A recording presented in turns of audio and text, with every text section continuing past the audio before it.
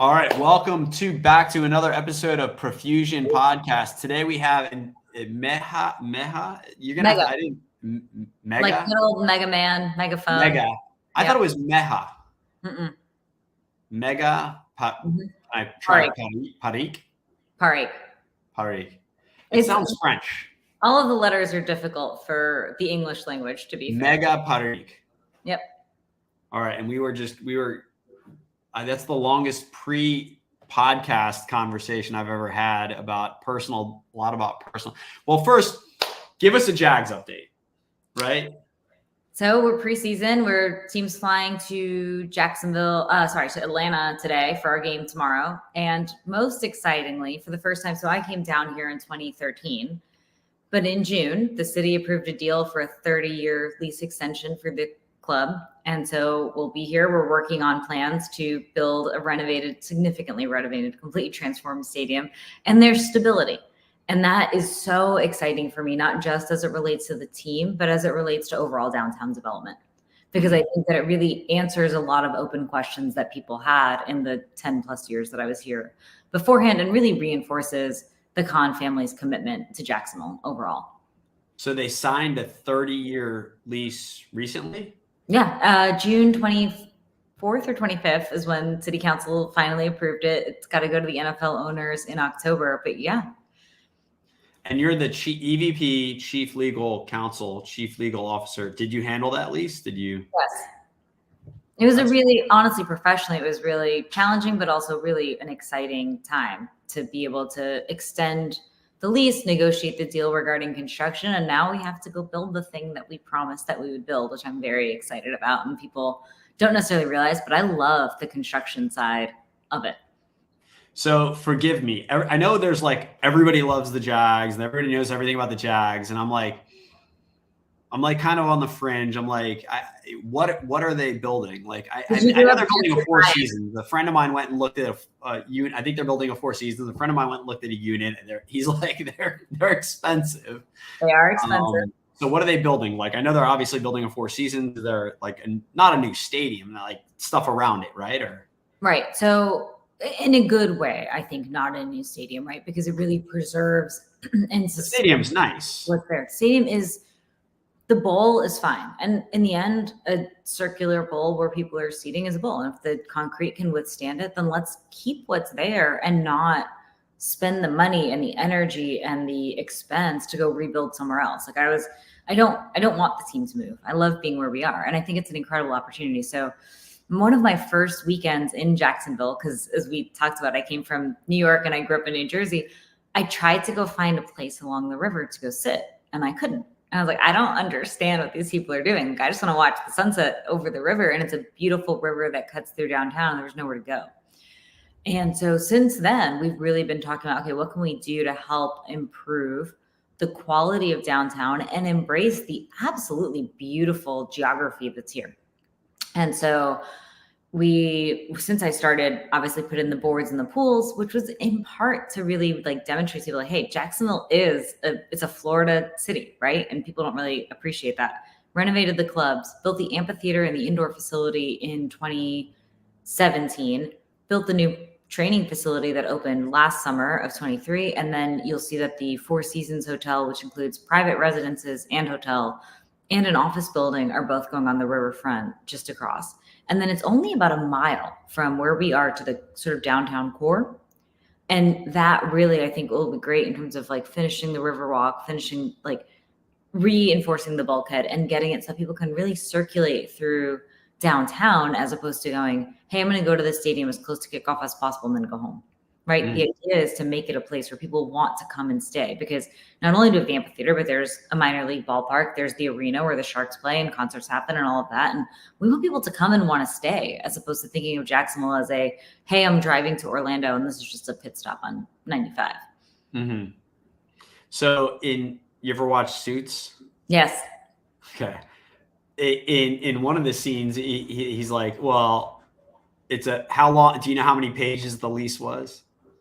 So the legislation, I'm not joking, I carry it with me in my purse all times because it's not just the lease, it's the development agreement, the lease, the non-relocation agreement, a community benefits agreement, a parking agreement, a security agreement. And yes, it's 336 pages of all of those things combined. And they literally travel with me in my purse all of the time because I want to make sure that I don't work all the time. I don't, but it just, things cross your mind. And as they cross my mind, I want to make sure I'm able to reference it. And so, yes, it is downstairs on my dining table right now and truly travels with me at all times and will until we're at a point where construction's really moving. How many pages was that? 336. It was 364 in the show. And then they test them. I wish I could test you on what's in the lease. I don't have the photographic memory of what's on every page, which is why I printed it and carried it with me, because I don't remember everything. And I have no problem admitting that. Like, listen, I'm certainly not perfect. And if I need to refer back to it, I'm happy to do that. Yeah. So you went to Harvard. Speaking of suits, they're all Harvard. And we were talking about that pre-podcast, but Harvard is so special and unique. And so what was it like? How did you get in there? Right? Like, how do you get into Harvard? Because that was my dream, to go to Harvard. And then I got my first C, and I'm like, well, I'm not getting into Harvard now. So I applied to Rutgers and I applied to Harvard. And I did both early, and I don't think it's the same today in terms of how they admit folks. But Harvard was an application that I sent in because our public high school baseball coach was like, listen, he was like, you're much smarter than you think that you are. Just apply. And I was like, there's no way.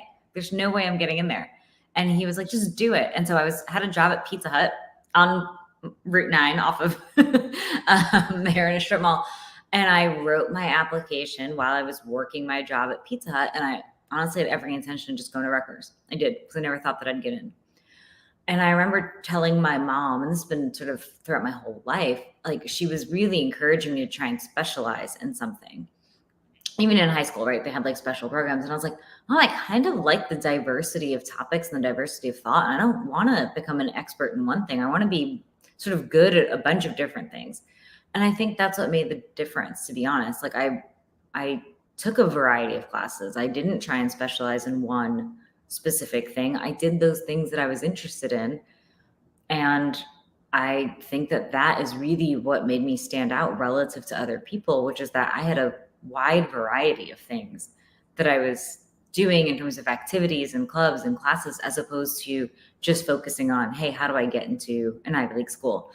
And I remember going to school that day, going home, I got the big envelope and not a small envelope. And I took that envelope and went right back to that baseball coach. And I was like, I think I might have gotten in. And so he and I are still in touch to this day, and he's super sweet, but we were both sort of shocked. And that was in December of my senior year of high school. And I was just absolutely floored. And then, to be completely transparent, I don't know if you felt this way, I got to college and I was outmatched because my education was good, but I did not talk about some of the things that like kids that went to prep schools and private schools like had discussed in high school. And it was a really good moment of being appropriately humbled to say, okay, I'm going to learn from these teachers, but I'm also going to learn from my peers because they are smart. And I'm sure that you experienced it too. There's certain people there whose brains work on a completely different level than mine. And that was really fun to learn from. And I learned as much from my peers as I did from the faculty there. I feel like the campus salon, I've been there, is just so nice. It's like, and it's so much nicer since we were there too.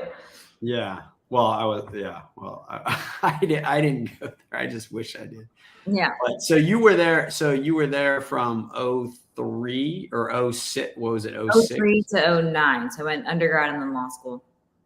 So did you know anybody, like, is there anybody that like came out of there that is known? Or most traumatizingly, it's the guy that like Zuckerberg went in 03, I think. He was a year senior to me. Okay. He was a year, that were known. Yeah. He was a year older than you. Mm-hmm. And I remember everyone thinking that he was nuts for dropping out. And there you go. Right. Like, look at what he created. So Facebook started like towards the tail end of my freshman year. And this goes to show why I should not like be guiding people on investments. I was like, this is silly. No one's going to do this. They're going to want to go spend time outside and be in the outdoors. Like I thought social media I did not predict the hold that it would take on people. I did not. I underestimated that. So did you know him at all or no? No. Okay. He was a year older and he left sort of like during our first year, at the end of our first year. Yeah. So I went to you went to where'd you go? Manalapan High School? Mm-hmm.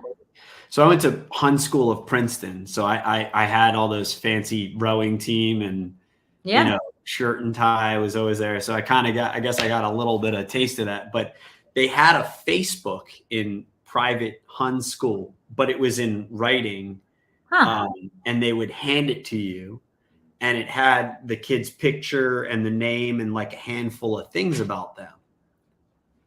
And this was the thing, but this was like, I went to high school 95 to 99. So this was like a thing. So all he did was kind of put that on the internet, you know what I mean? And I always thought that was cool back then because that was like it was like a pre-yearbook type of thing. That's right. He digitized what a yearbook was, and that makes sense to me. What it's become is much different. And like, I don't know if you've watched the Netflix special. I can't remember what it's called, honestly, but it's a 3-part series, and it talks about the people that like architect the social media platforms and how they're designed to make you addicted to them. Yeah. You get that dopamine hit from the badges. And so I don't know about you, but like I eventually, after learning more about the technology and that sort of dopamine hit that it gives, I turned off my badges and notifications. Like I don't get any notifications on my lock screen other than from certain VIPs. I don't get texts like that badge on the lock screen because I found myself being too distracted. And I wasn't able to, like, especially as a lawyer, like you have to focus, you have to pay attention. And it was counterproductive to being able to focus and pay attention. Like my job is not to be as responsive as possible. My job is to be a thoughtful counsel. And that's exactly counterproductive to the internet. Self-control. Controlling the technology so that it works for you and not so that you're like driven by it. Yeah. Didn't he go to a private school? He went to like.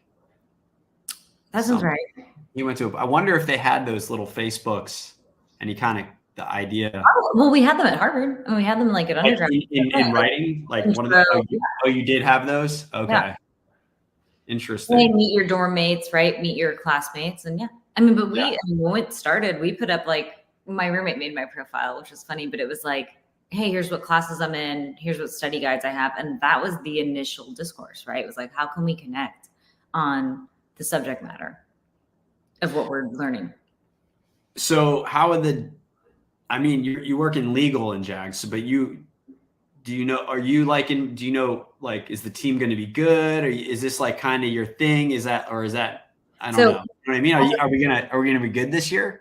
As a fan, I will tell you that I 1000% think that the team is on a complete upward trajectory. Like when people were disappointed at the end of last year, my perspective was that you didn't have a team that was fully healthy.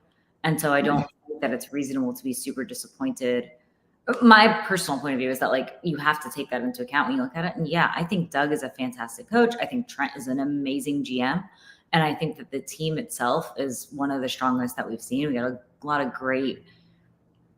The team's really focused on football and like wanting to win, and they love the city. And it's really nice to see because they believe in themselves. Like I believe in them, and I think they're going to be really good. I do.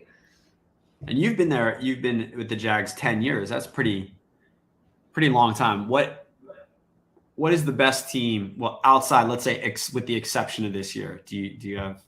Well, obviously the year that we went to the AFC Championship was super interesting. And it was, I think that there's still people who will fight to the death to say that Miles Jack wasn't down, and we were 3 minutes from going to Super Bowl that year, right? Was that the Patriots game? Mm-hmm. Okay, yeah. Yep, and I was there for it, and I felt the same way. Where it was like something that you'll appreciate this from the Jersey side of things. Something happened to that stadium when they played Bon Jovi, "Living on a Prayer," and I swear the Patriots woke up, and it was like a completely different game after that, and it was just like we were all totally like laugh about it because it's like, oh man, like, and I am a total Jersey Bon Jovi girl, but it did change the atmosphere in the stadium. But no, they were great. And what was interesting about that year in particular is that that was the year that the national anthem sort of controversy, if you want to call it that, was going on. And so people really weren't. We got a ton of criticism because our owner did not kneel.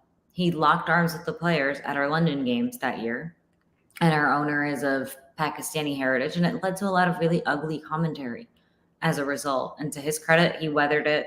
And frankly, to our team's credit, they weathered it with him. And the team was really, really good. But that was a really fun year. And I hope that the fans, it was an interesting dichotomy of this off the field, really important social conversation that was happening, and then the on the field success that they were having as well. So your boss is a billionaire. What's that like? I mean, that's not a lot of people can say that. It's humbling because he's incredibly smart, incredibly thoughtful, incredibly perceptive. And this is probably going to sound out like so kind that it almost like makes you uncomfortable because you'll like be places like, oh, like, do you want tea? Like, it's just little things that you expect, like a good human being. And that as a employee and then also as a lawyer, like you can't ask for anything better than that, which is an owner or a boss who's thoughtful, ethical, smart, insightful, and wants to do the right thing and do it the right way. Sometimes I feel like it's easier to be nice when you're super rich. What do you mean? What's that? What do you mean by that? Like, because you're happier, because you kind of maybe hit the goals and you hit a lot of your bucket list and your checklist, and you're like, okay, I can just kind of. Okay, but let me then challenge you on that for a second. Do you think more money makes people happier? Oh, so we're getting into like personal development. All right, let's go. I think that like you need a certain floor to live. Yes. Like, I think it's absolute nonsense when people say I do. It does matter. People can't be stressed about how they're going to pay for their kids to go to school. They can't take people that are taking the bus to work are living a much different life than people who are not. And I think it is nonsense to act like that's not the case. Like they have a harder life, things take more time, and it's just not fair, frankly. And it's true that money matters, but money, I think, matters up to a certain point. And then beyond that, you have to do a lot of deep introspection about, okay, what do I really need? And then what makes me happy?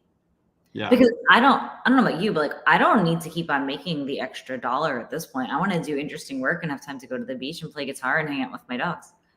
Yeah. Well, we're always maturing and growing in age and years and learning more about introspection and how to, but back when, I'm scraping and clawing or whatever it was, when you were in the you worked in wrestling. I don't know if you were, pulling, but it was hard to have like that kind of perspective that I do now.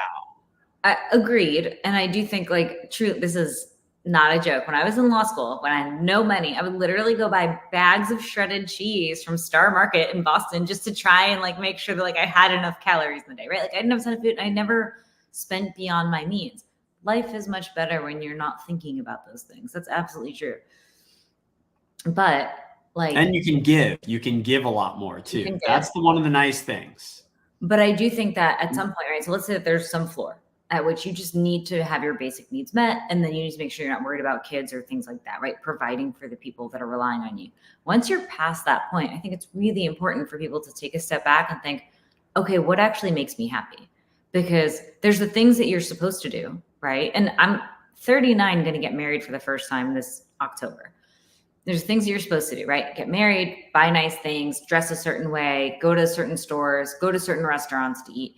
And then you got to just figure out, hey, at some point, what actually makes me happy? And the beach at 7 p.m. Yeah. 7 a.m. and 7 p.m. That's right. That's exactly. I haven't done the 7 a.m. yet. But the dogs will make me go out there. But I was in New York City at a law firm, could have been on a pathway to become a partner there and realized that it wasn't for me. It just wasn't, because I do like having a more flexible work schedule. I do like being able to enjoy a lot of the things that Jacksonville has to offer that I never even expected when I moved here. And I like being, as much as I really do like being a good, reliable coworker, I also really like being hopefully a good daughter and sister and friend and wife, right? Like, and parent to dogs. So like it's balancing all those things and figuring out what's important. So I had a friend who died, and you may appreciate this just given where you grew up. So given our age, a friend who died of a heroin overdose in 2017. And it was all of the kids that were on oxy or other opioids when they had like their wisdom teeth pulled or whatever, who ended up getting addicted to heroin, because once they cut off the pills, that was what was cheap and around. And I remember when he died, I was like, I just feel like such a failure, because we grew up on the same street. We had the exact same life. His parents are great. He's got a sister who's my age. And it's like, how could we not help you? Like, how did we not know the tools to be able to help you? And that was after I was here for 5 years. And I was really frustrated because as much of a really expensive and great education that I got, I had no idea how to help them. I didn't. And so I went, and the only thing that I found, and this was after like months of searching, I found a free online training in crisis counseling. And the only payback that you had to give was to volunteer to actually counsel folks via text message for 200 hours. And I did that training. And I remember thinking, I don't know why there's not a class in this, because to your point, it teaches you not just about how to be aware of yourself and how you're feeling at any moment, but it gives you these tools based on science and psychology about how to take somebody who's stressed or anxious or depressed or feeling suicidal or having an eating disorder or substance abuse and bring them to a level where they're calm and able to then respond. And this is one of the best things I've ever done in my life. I use those skills every single day. And once I used them extra, because it was not just like volunteering on that platform. It was people every single day coming forward with issues in terms of feeling isolated, depressed, like confused, anxious, concerned. And that was probably the best thing I've ever done in terms of my own education. Well, what's the skill that you pulled out of that experience? Two things I would say if I was going to distill it down. One, you learn how to actually listen to people without listening just to respond and without listening just to get through a conversation. And two, you learn that just because somebody is in crisis and feeling sad or lonely or whatever it might be, doesn't mean that they know what's best for them. And so even if somebody's like self-harming, the tool to ask is not to give advice, right? It's not, and it's counterintuitive, but it's not to say, hey, here's what I think that you ought to do. What you ask them is, hey, what do you think would be most helpful to you? And that is a question that I think that people just don't ask often enough. They just don't. Someone's coming to you upset, and your instinct is to give advice and say, here's what I think you should do, and here's how I think you can get help. And instead it's what would be most helpful to you. And what was the response that you hear? Oh, it's different based on the person, right? And so for me, so a guy, when I was in Jack's Beach at the condo that I was at before I moved into this house, a guy broke into my house May 21st, 2021. And I was asleep on the couch watching baseball. And I woke up and he was standing over me. And honestly, so many people come in and out of my house. Like at first I was like, all right, I'm not sure if this person I know or not. And then I realized it was not a person I know. I got up, I punched him in the throat, and I ran out the front door. And after that, I went to my neighbor's place. He met me at the door. I went into his kitchen. He's like, are you okay? Do you want to go sit on the couch? I was like, give me a minute. I was like, I know that I need oxygen is what I need. And I went outside to his back patio, called the police. I have like very spotty memory, which is interesting. I don't remember the call. I remember having that conversation with him. Police came. This poor man was like just a meth addict who was looking for money, addicted to drugs, confessed the next day, and they caught him by like noon the next day. And I took him to the police station. But what was really helpful for me, especially after going through the training that I went through, was that for myself, I knew what would be helpful to me. And I'm just a social drinker, but I was like, listen, I'm going to cut out alcohol for a bit, because I know it does not help you like in terms of like managing your anxiety or whatever. I have a playlist that I have on my phone with just my favorite songs. And anytime I felt myself getting stressed or anxious, I would go listen to that playlist. And then I would go for walks, like just hours and hours and hours of walks on the beach. But I had those things teed up because I knew that, hey, before I'm in a moment where I'm going to really need serious help, these are the things I know that calm me down. And doing that really helped me get through. I mean, what's most insane was I had a meeting at 9 a.m. the next day after the guy broke into my house, and I went to the meeting because I was like, I need to go there. I need to be there for people. But I also needed to make sure that I was doing those things I needed to take care of myself. And every day is not perfect. It's still not, right? It's a traumatizing experience. And trauma can be really isolating because people don't want to talk about it. They just don't. And like, it's not as though like there's some spectrum between, hey, I'm okay, and I'm performing at the level that I used to. And it's just everything in between. People just, for the most part, don't even know how to like talk about it. They don't. Yeah. Trauma. And it impacts way more people than I think anyone wants to talk about. And that conspiracy of silence is why bad actors get away with what they do. I'm trying to figure out how to respond, but I don't know how to respond. That's fair. And that's the thing is like, that's what I was like, people tend to be sort of shocked that I'm so open about it, but it's like, it was not a great day. It wasn't, right? It was not. Yeah. It was a hard thing, but I absolutely went and tried my best to take care of myself afterwards. And so many were like, you can take time off work. My family was like, come back to Jersey. Like a bunch of people were like, move. I didn't move. I didn't move for 3 years until after that, because like, I don't want somebody else telling me what it is that I ought to be doing in response to this situation. I want to listen to my body. I want to listen to what it does. I was asleep on the couch. The very next day, I called my friends. I was like, you have to take that couch and put it out on the curb right now, but I'm not moving. And then I sat on like plastic lawn furniture for the whole summer, which again is what it is, right? It's fine, but it's like, people know I got through it. And people were really supportive, but a lot of people had exactly the reaction that you had was, we don't know what to say. We don't know what to do. And it's like, I get that. I totally get that. But that's what the training taught me, which is that all you have to do is say, hey, how can I be helpful to you? So you couldn't do that instead of punch them in the throat. Yeah, exactly. Or what was the, I'm going to pick on you. The lesson was not to lock your door. Well, fair enough. But so that was an interesting point, right? Like, because people did ask about that. Like it was the back door. And so it's a fenced in yard and it was the back door. It wasn't the front door that he came in through. And he walked past, I'm the second unit in. He walked past an apartment where 3 dudes were there. Yeah. Awake. And he didn't go in there. He went into the apartment with the sleeping girl.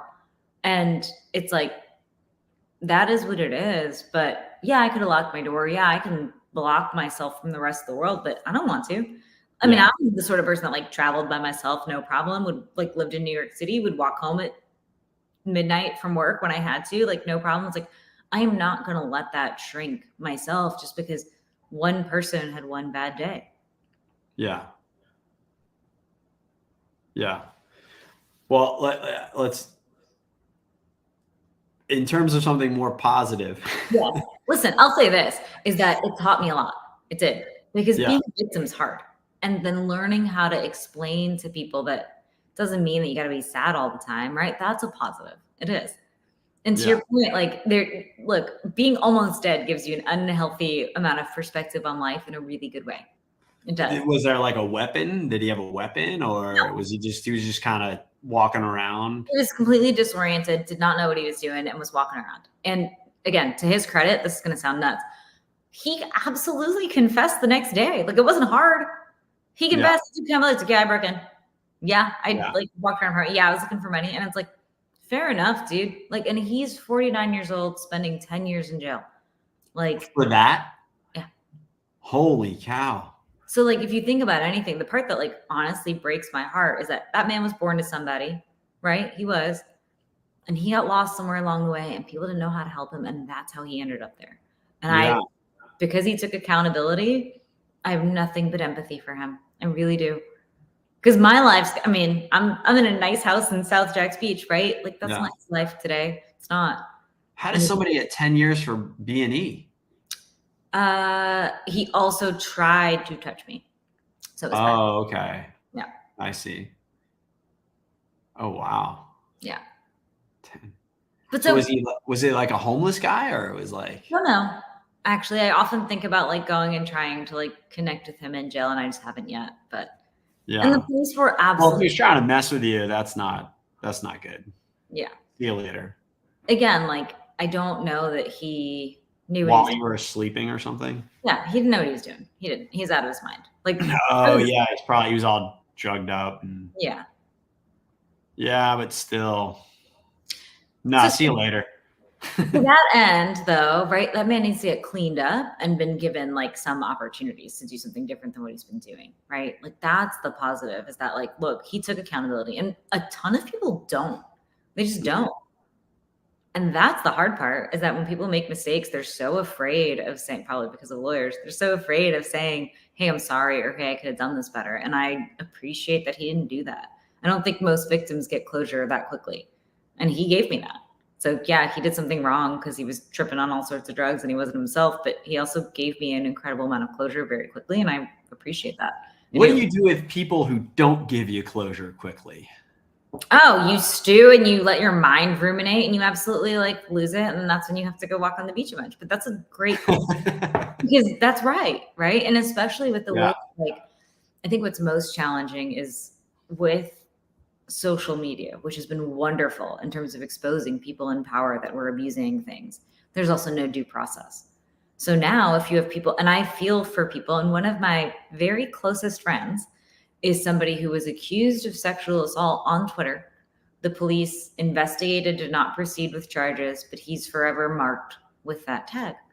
And he struggles with it. And I talk to him all the time about it, where I'm like, that it's incredible. Like, what are you going to do? Like going on Twitter yourself and saying you didn't do this, that's not going to close it, right? It's not. Yeah. And so, and there's no like court action that can be taken. And I feel for him because it eats at him every single day. He's like, I didn't do this. And the internet just doesn't believe me. And I don't know what to do.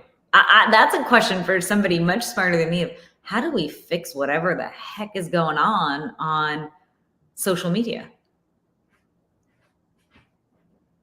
And so even for me, like there was some wrestling podcaster that came out in September of 23 and insinuated, but was smart about it, that I was sleeping with talent, and was a total xenophobe, like absolutely butchered my name. I've never met him before. It doesn't, like, we don't know each other. And I get it, right? That man's just trying to get clicks. And so for no good reason whatsoever, he just went on the internet or went on his podcast, which was fairly popular, and insinuated that I was sleeping with people. And now on Twitter, there's some subset of people who says, oh, Megha was sleeping with talent. And then they have those really vile, awful things to say. And let me tell you that when I wish that like I thought that I was more well-adjusted about it and that it wouldn't bother me, I wasn't. It hurt. It hurt my feelings. And they're strangers and I don't know them at all. And they're not even pronouncing my name correctly. And they're like purposely being xenophobic and mean. And then that just makes me like, it breaks my heart for anybody who's like younger and has to deal with that. We're like, I don't know how you do that. Because it hurt my feelings. You used to work in wrestling? So I have been with the football team forever. AEW started in 2019. And so I was helping with them as well. And then still would, honestly. But once the stadium deal kicked up, it was just too much. I couldn't be in two places at once. Mm-hmm. Shad does he own AEW? Is that? Mm-hmm. Okay. Yeah. I see. And he owns a soccer team too, right? Fulham Football Club in the UK. Okay. Do you help with that one? I do, but they have a phenomenal lawyer. And frankly, like it's such a different marketplace that like they needed their own team. And so in a great way, like we all work together to try and do what's best for the family when anything crosses over. But there's also great people at each of those properties running them. Yeah. And I'm not one of those people who like tries to be like, yeah, like I'm running. Like, no, like it is impossible for one person to run all of those things. The best thing to do is put really good people in place and let them run it. And then I'm always happy to help in any way that I can. But I raised my hand last summer to basically be like, look, I can't. When we were, AEW was in Jacksonville during COVID. And that's also when we were negotiating with the city regarding development around the stadium. I could do both at that time because it was just a mile down the road. When the stadium deal started kicking up, I was like, I can't do both. And that was a difficult thing, to be totally honest, for me to say. Because like I want to be the person that's like, hey, we'll call Megha. She's reliable. She can do whatever. And then at some point, it's like, listen, I just don't think I'm going to be able to actually do a good job for you guys if I'm doing both. Yeah. Multitasking. I know we briefly talked about morning routines and you kind of, your ears perked up there. What is Megha's morning? Do you have a morning routine, or do you have one? You don't know you have one, or do you actually know you have one? Because sometimes they're like, I don't have a morning routine, but I'm like, well, what do you do every morning? And they're like, oh, I do this. Oh, I guess I have a routine. I'm like, well, that's your routine. You know, they're like, So do you have one or? I have one, and I do think that it really helps set, like once it's complete, it's like no matter what else happens in the day, at least I've taken care of that, right? And so I don't know about you, but I still, even though you're not supposed to, I'm a total snoozer on the alarm. And so instead of What time does the alarm go off? 5:50, Okay. and so I will snooze for 10 minutes. Like a regular clock or your phone clock or phone? Yeah. Okay. Which I also know is not what you're supposed to do. But Yeah, your phone's that close to you. Okay. yep. So phone goes off, I'll snooze, but instead of just snoozing and trying to go back to sleep, I'll sort of very intentionally deep breathe for about the 9 minutes, right, that it takes. I will then like a specific type of breathing or just deep breathing in general, or do you deep breathing and then thinking about sort of like what's ahead and like what's in my mind, just try and calm myself. I know that do you try and remember what you dreamed about or no? No. Okay. I intentionally don't. Do you? Yeah. I why? I don't know, because I feel like dreaming is kind of a part of life. So I might want to know what occurred, and maybe that might say something about me. So I feel like dreaming is your brain trying to wash out the sort of dirt that's in your subconscious. And I try to not focus too much on it because my dreams are weird. And honestly, for a long time, like I know that we talked about burglary, but for a long time, like my dreams were nightmares about that. And it's like, I don't want to dwell on it. I know that it's on my mind. And I feel like what my body and my brain is doing is saying, look, while you're awake, you're pretty calm and you're pretty level. While you're asleep, your body still has this trauma inside you, and we're going to work it out while you're sleeping. And I just respect and appreciate that. It's like, okay, that's fine. Because I don't think that my dreams they're not the rational part of my mind. They're the more primal part of my mind.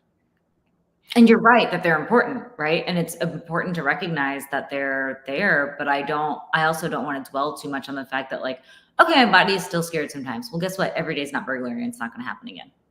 Or it's not likely to happen again, right? Well, I haven't been able to do this in a while, but people will say that you can try and like preempt your dreams or try and, attempt to figure out how to force yourself on like a dream path for pre-sleep. So, but I haven't exactly, I mean, this is about your routine, but I'll throw I like to think of problems that I have. And First thing in the morning? What's that? First thing in the morning? No, at night. No, at night. Okay. And then I can dream. So instead of like, if I have an issue with somebody or somebody I'm working with for whatever reason, anger never solves anything generally. Agreed. So give yourself 10 minutes or an hour to think about it, or a night, right? And then I can usually come up with like a really, really good solution, and also actually make my subconscious believe that that's a good solution, because that's sometimes the most important part. I love that. I think that makes a ton of sense, right? When people say, right, sleep on it, that I actually think is a very valid approach that people sort of underestimate in terms of the power of it. I completely agree with that. In the same way, I'm all into creativity. I'm all into my subconscious was telling me that, like, hey, look, you have some fear for your physical safety. Fair enough, right? Based on what happened, right? Like, that's okay. And like, I will work through that. You're married a rest, like you're good, right? Like I still am of the mindset, and it's probably growing up in New Jersey or whatever it is, but like I still am of the mindset that like, listen, like that man will probably sleep through anybody that comes in. Like I'll handle it. But I genuinely feel that way. Like I'm overly confident in the sense of I'll handle it because I did, right? Like it happened and I did. And let me say the scariest part about that whole thing, and you have kids, you'll appreciate this. No one else was in my place at the time.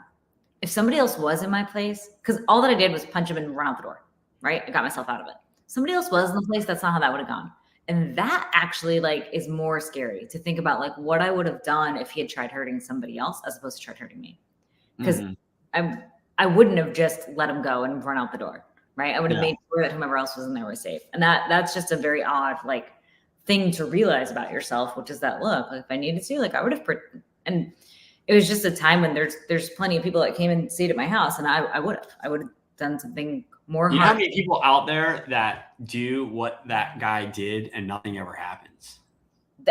Right. And that's where I know, again, That's just annoying, insane. right? That's where I really appreciate him just being like, yep, that was me and I did it. Like when I was the next day, they were like, he confessed, and I was like, okay. Well, at least you called the police because people might not do anything, or Yeah. Yeah. Well, the interesting thing too, not to go back to something negative, and I really don't mean to, but I hope that people see it positively, which is that, like, look, this bad thing happened, but I am fine, right? I'm fine. And there's just that, because the reality of statistics, like, it's actually quite rare to have somebody who's a stranger break into your house and do that. It really is. Right. But people are dealing with that stuff, whether it's even domestically, like, right, all the time. It's really unfortunate in terms of the numbers. And the reality is that, like, one, him being accountable for it was super helpful. But like you said, the number of people who probably don't get accountable, and the number of victims, which is a charged word in and of itself, we're just afraid to speak, because I've had people say to me, oh, was it an old boyfriend? And yeah, because that situation, you immediately think it's a party, right? Everybody passed out, right? And it's just some drunk idiot walking around, basically. Which it kind of has that element. More angry than anything else. Which probably happens a million more times than that situation, but it's right. very similar elements, right? That's exactly right. And nobody gets called or anything. Right. That's right. And it's like, I just want people to understand that, look, the situations, I feel like, and I'm curious for your perspective on this, especially what you do, I feel like people are not very good at having hard conversations. They're just not. My God. Right? Like, they're just not. And it's like, it doesn't have to be, just because the subject matter is hard doesn't mean that you can't have an earnest, thoughtful conversation with somebody.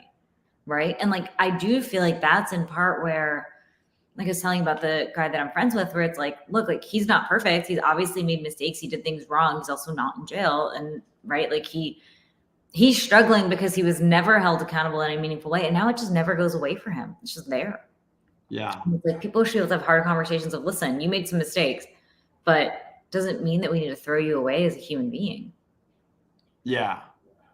10 years is how to get somebody to have that difficult conversation that doesn't want to have it. I had this conversation the other day because we're dealing with people, and I work in private equity, and we're dealing with people who don't always want to have hard conversations. They would rather not have the conversation and everything be fluffy and almost in dreamland, and instead of actually making a decision and in reference to closure, I think we talked about earlier. So, because, in terms of like actually making a decision, how do you get people that don't want to have difficult conversations in your arena to get them to? So we talked about this, I think, a little bit before we started, but I think that what I needed to learn was to stop trying to have the conversation in the way that was most comfortable for me. So after the Me Too movement started, and we had our first training session for our executive team about sexual harassment, it was a complete failure. And I was giving the training, and I absolutely failed because no one talked, no one engaged. And then someone said to me, well, this stuff doesn't happen that often, right? And that was not that person's fault, but I was angry afterwards. Like, how do you think that this does not happen? Like, this happens to women, it happens to men, like, it's happening. And I realized that it was my approach that was wrong, because I assumed that there's people that are subject to it, there's people that are doing it, and that's it. But there's actually a whole group of people in between who've never experienced it, who aren't doing it, and frankly don't want anything to do with that sort of behavior, but who've never been taught how to talk about it and how to help. And so we just did a training for our team a week or so ago. And thankfully our coach and GM are so great, and that they will let their like tiny female lawyer get in front of the entire team and talk about conduct and issues. And what we talked about this year was, look, we have all the policies in place. We do. And we work for people who are, from our owner to our team president, to our GM, to our head coach, who actually all want to do the right thing. They really do. And so what we talked about during this training was, look, we have all the policies in place. We do. But what's going to make the biggest difference is people actually having the courage to speak up when something happens. Because you can have great policies, but if people don't feel comfortable and aren't educated in how to have the hard conversation, they're not going to do it. They're not. And that happens far too often. People are just like, it's not my problem, or this person was always fine to me, I don't want to deal with it. And like, I don't want to get anybody in trouble, or maybe it wasn't as bad as I thought. And that is how the bad behavior is allowed to continue forever. And so I had to change my approach to really think about what's going to resonate with the audience. It's not what's easiest for Megha in terms of blurting out what's on her mind, because I have plenty of opinions, but how can I get folks to actually engage in the conversation in a way that's more comfortable for them? And then teach them how to be comfortable as a bystander or as somebody who observes something in speaking up to somebody, right? It doesn't need to be that you intervene in the situation. Like, I'm a lunatic and I will, like, if there's a fight happening, I'll run right into the middle of it and be like, stop, like whatever. That's not everybody. And that's okay. And they need to understand that that's okay. And that just reporting it to somebody else is going to be enough, but you have to take that step. It's important not to ignore your instincts. Like, if something makes you feel uncomfortable, then go tell somebody so they can do something about it. And hopefully, like, I'm the person that they tell, and then I can do something about it. But everyone needs to be the, like, and that's my job, right? Everyone doesn't need to be the person that like actually stops the bad behavior. You just need to feel comfortable enough talking about it so that the organization can do something. So back to morning routine. Yeah, I know. We stopped at the first one. So I will snooze and deep breathe. I never thought that I would do this, but people talk about like saying affirmations, right, to yourself. I wasn't particularly good at that. And like, it felt a little bit inauthentic or like cheesy to me. And so what I did do though, was when people send me nice messages or nice emails, I save them because they're really sweet and like nice. And so I actually have those, and I printed them out as like 3x5s a couple of years ago. And so I'll just look at those, and it's like, here's something kind that somebody said to me, and I really appreciate that. I will look at sort of what I have to do during the day. So I make sure that I figure out, hey, what's the most important to me? So I'm not pulled in a bunch of different directions, but rather I'm making sure that I'm pushing. So my schedule is driven by me and not by other people. Mm-hmm. I walk the dogs on the beach. I read something for what kind of dogs? Yeah.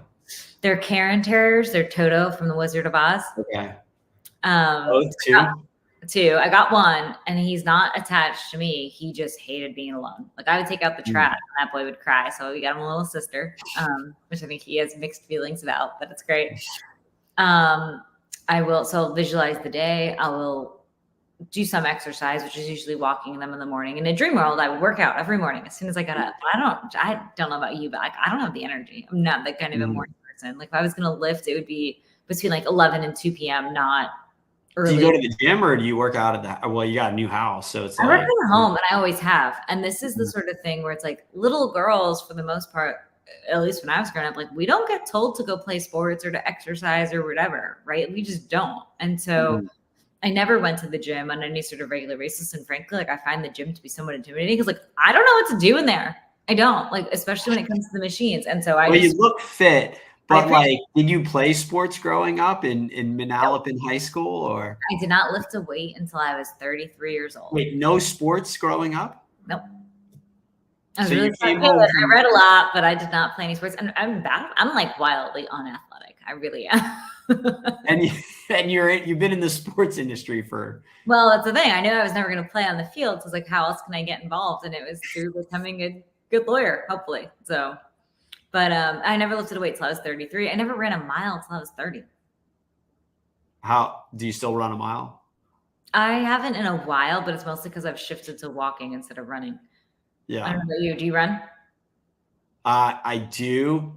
I hate it, but it's like, actually, I've learned to believe, since I'm getting older and wiser, and I'm sure I'll be wiser in 20 years from now as well, but it's mental toughness. It's a mental challenge, because I can run a mile or 2 miles straight, but my brain does not want to do it.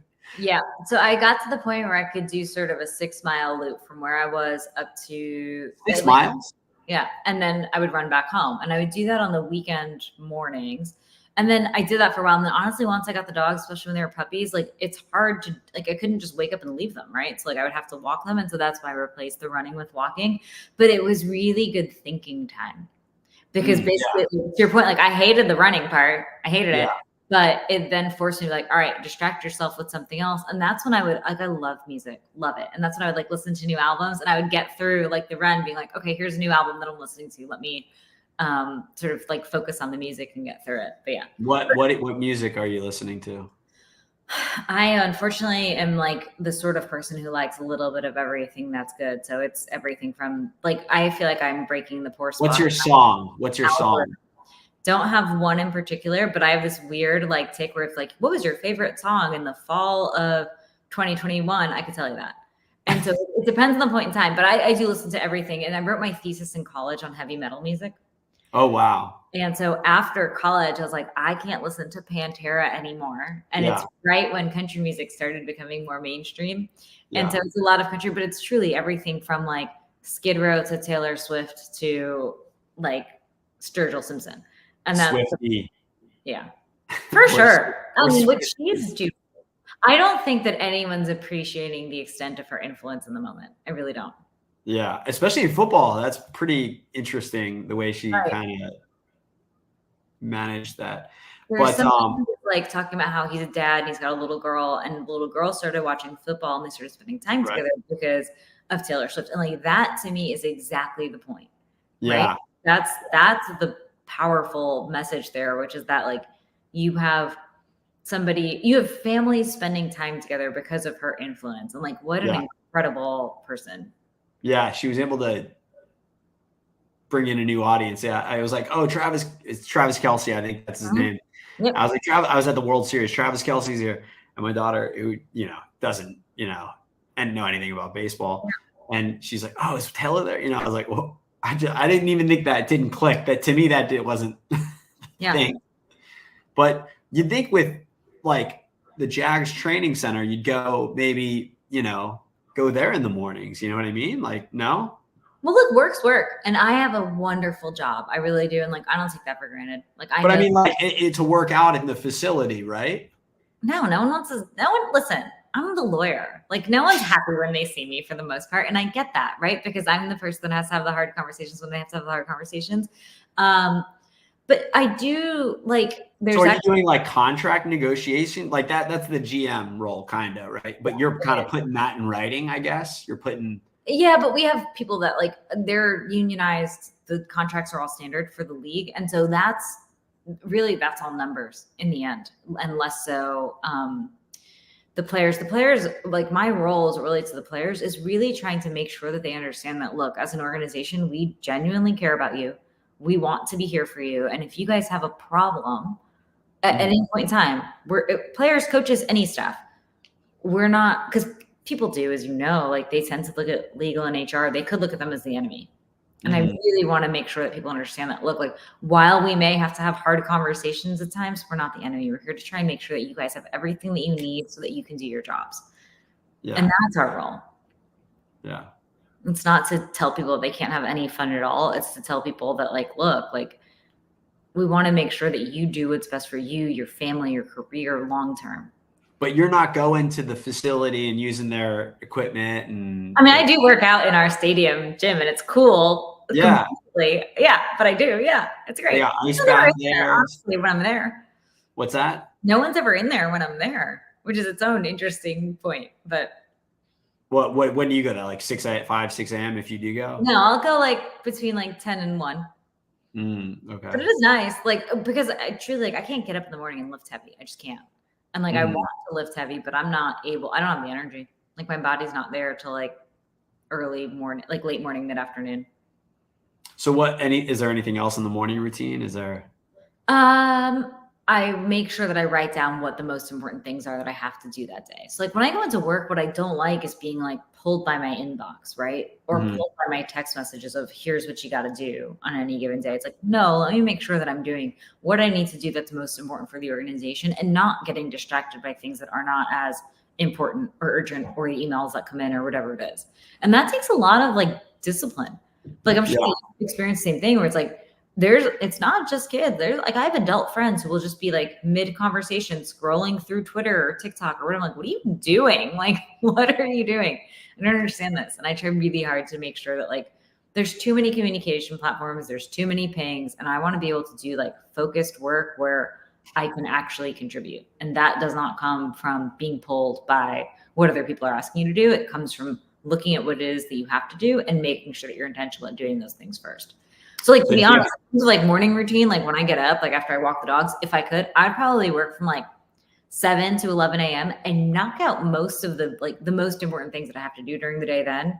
And then I'll sort of like take a break, work out, have meetings, things like that. But I'll try and sort of take that bulk period when I'm most productive to do those things that require concentration and work. So do you keep a checklist? It sounds like you might. Oh, yes. I have. Is it long, or do you like limit how many things are on there? No, it's long and it's everything. And I have a 5-colored pen system that I use, and people just like, it is quite funny because like I carry this paper notebook with me because again, same thing. You have it right there. When you're on the phone, like there's too many other things on the phone to distract you. So I have a paper planner that I use. I do use 5 different colors. There's work, there's personal, there's things that I'm waiting on other people for, things that are done, and things that like I sort of highlight as being extra important. And I use that, and I've been using that system for about 8 years now. And it's helpful because we talked earlier about the sort of the dopamine hit from a badge on the text message being answered. You get that same hit from checking something off. Mm-hmm. And so I try to focus sort of more on that. But yeah, no, I'm extremely organized, and it's important to me because again, like I'm not particularly creative. I'm not going to give you like these new ideas when it comes to things, but I'm pretty good at being detail oriented and diligent and responsive and responsible. And what about coffee? Are you getting coffee to help you get going during the day? Or are you like, yeah. I don't drink it after 2. I don't know about you, but I had to cut myself off after 2. Have you ever not had coffee during a day? Yes, I did like a detox from all caffeine this past spring.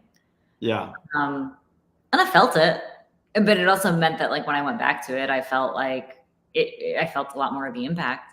But yeah. I mean, I was drinking way too much. How did you get your energy when you did your detox? Lemon water. Oh, really? Mm-hmm. Lemon water and like how many lemons do you put in the water? Like a quarter at a time. But okay. I would do lemon water and take like a 5 to 10 minute walk, and it helps. Like it's so like fundamental, but like sunshine helps, walking helps, and you get your energy back. And frankly, like the reality is too, and I think that we talked about this a little bit, like I get my best ideas about work when I'm not working. It's like I'm showering, when I'm working out, when I'm doing other things, like that's when all of a sudden my mind, and not while I'm sleeping necessarily, but my mind, that's what I was saying. Like before I go to bed, I'm thinking of my real issues when my creative mind is there. And I'm like, all right, how do I solve this? Yeah. Without, subconsciously or unconsciously, then consciously. Right. But kind of like, but you do that during the day when you just get some free time and go for a walk. Right. Yeah. I think walking helps a lot. It really does. And then I think that like people also need to understand, like you have to, like, it's great to get input from other people about what works for them. But like you then need to also then do the extra step of, hey, what works for you? Right. Like what makes most sense to you? Like I do like being awake in the mornings. I'm much more of a morning person than I am a night person. Like that's when I do my best work. And that's why it's important for me to be able to get up and do that. But that's not everybody. And that's okay. It really is. Like, and I feel like that was one of the best things about the sort of shift to remote work during COVID, where it's like, do your work when you do it best. You don't have to do it any other time. Like, I don't care if you're here at 9 o'clock, and I don't care if you leave at 5 or 5:30 or 8. I really don't. I want to make sure that you're getting your work done in the best way that's possible for you. Yeah, there is Ari Meisel talks about that. Like if you do this finger tap test on your phone, have you heard of this test? No.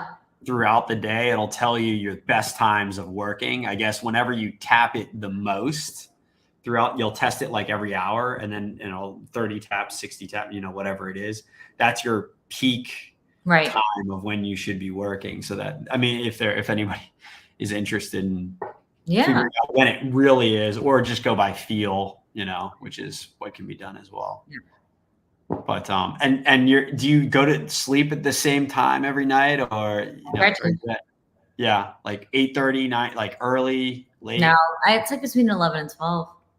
Oh wow. Yeah. What about, can you actually go to sleep at like 8:30? Have you ever tried? Okay. No. No. Well, maybe, but no. It's quite refreshing. I bet having kids probably helps adjust that schedule to some degree too. But no, like I usually don't. My sister-in-law and I joke about this, but it's like I have too many hobbies. Like I get home from work, and if I haven't worked out in the morning, then I'll like do like my lifts when I get home, and then I'll like eat, and then I'll play guitar for a while, and then it's like I don't like sit down until 9 p.m. Yeah. Oh wow. And so then when I do sit down at 9 p.m. is when I'll start like make some tea or make some almond milk and unwind and chill and watch like TV or whatever. But that's, I don't, any strength taken to its extreme is a weakness, but like I kind of just, and this is the part that's really hard for, like I kind of actually like being busy. Mm-hmm. All right, Megha, you've given us a lot of your time. Thank you.